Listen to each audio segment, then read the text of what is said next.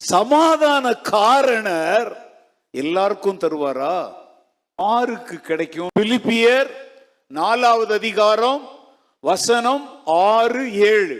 நீங்கள் ஒன்றுக்கும் கவலைப்படாமல் எல்லாவற்றையும் குறித்து உங்கள் விண்ணப்பங்களை ஸ்தோத்திரத்தோடே கூடிய ஜெபத்தினாலும் வேண்டுதலினாலும் தேவனுக்கு தெரியப்படுத்துங்கள்.